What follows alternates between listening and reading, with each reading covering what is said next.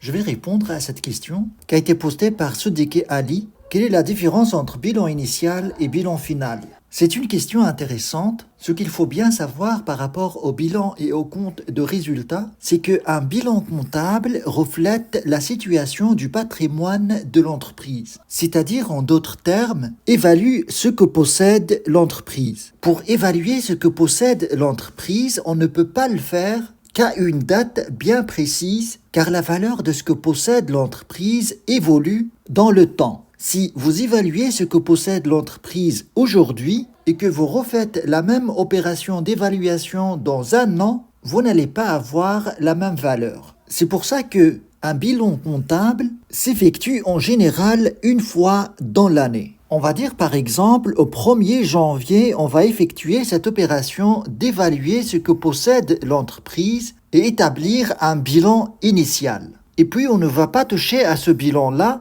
jusqu'à la fin de l'année, où l'entreprise va réévaluer son patrimoine principalement par ce qu'on appelle l'inventaire. Et donc, le bilan que l'entreprise va effectuer au 31 décembre, on l'appelle bilan final. Mais en même temps, ce bilan final, en fait, effectué à la fin de l'année, c'est le même bilan qui va être considéré comme bilan initial l'année d'après. Et ainsi de suite.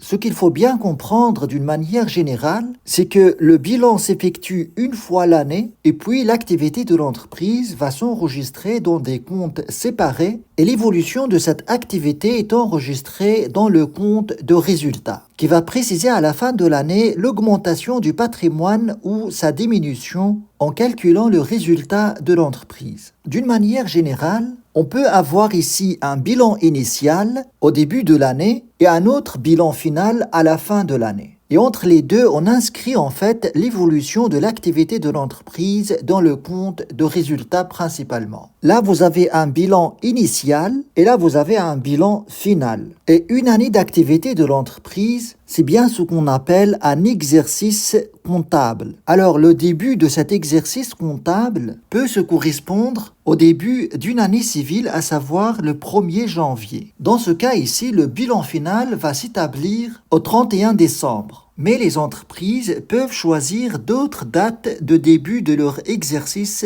comptable. Alors la seule différence qu'on peut noter par rapport à ces deux bilans, c'est qu'au niveau du bilan final, on met à jour la valeur du patrimoine de l'entreprise, en fonction bien sûr de l'inscription comptable qu'on effectue durant toute l'année. Voilà globalement comment il faut voir les choses et après bien sûr ce bilan final va constituer un bilan initial pour l'année d'après et on n'y touche pas jusqu'à la fin de l'année pour mettre à jour en quelque sorte le patrimoine de l'entreprise.